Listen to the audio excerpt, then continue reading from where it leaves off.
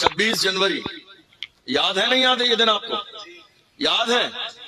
اور اللہ کی عزت کی قسم یہ دن بھی آیا، کیسا دن آیا، سبحان اللہ سبحان اللہ۔ جب یہ دن آتے ہیں نا تو علامہ فضل حق خیر آبادی کی یاد تازہ ہو جاتی ہے۔ کون فضل حق؟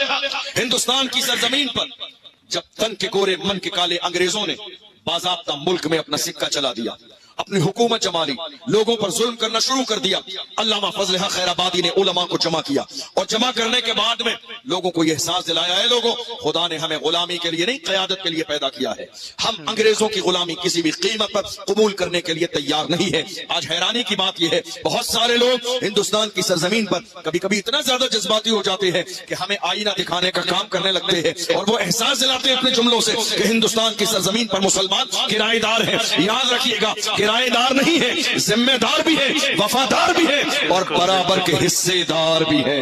بے شک حق ہے، بے شک برابر کے حصے دار بھی ہے۔ علامہ فضل حق خیر آبادی نے ایسے عالم میں جمع کیا علماء کو، اور انگریزوں کے خلاف فتوی جہاد تیار ہوا۔ آپ جانتے ہیں کسی مہم کا آغاز کرنا بہت امپورٹنٹ ہوتا ہے۔ جب مہم چلنے لگتی ہے تو پیچھے بہت سارے لوگ آ کے کارواں بنا دیتے ہیں، لیکن شروع کرنا بڑا مشکل کام ہوتا ہے۔ علامہ فضل حق خیر آبادی نے جہاد کا فتویٰ دیا انگریزوں کے خلاف۔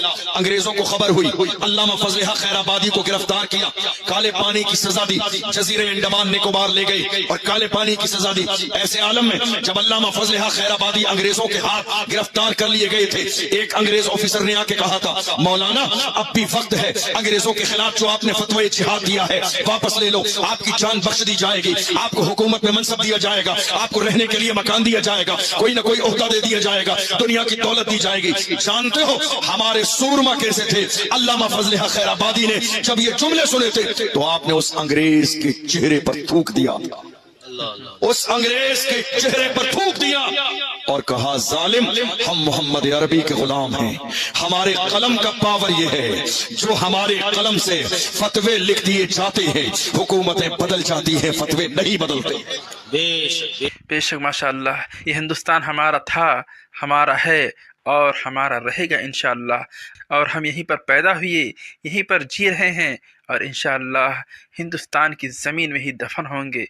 اور ہم اپنے ہندوستان سے اتنی محبت کرتے ہیں کہ اگر ضرورت پڑی تو ہم اپنے اس دیش ہندوستان کے لیے قربان بھی ہو جائیں گے انشاءاللہ، مگر اپنے پیارے وطن ہندوستان پر آنچ نہیں آنے دیں گے۔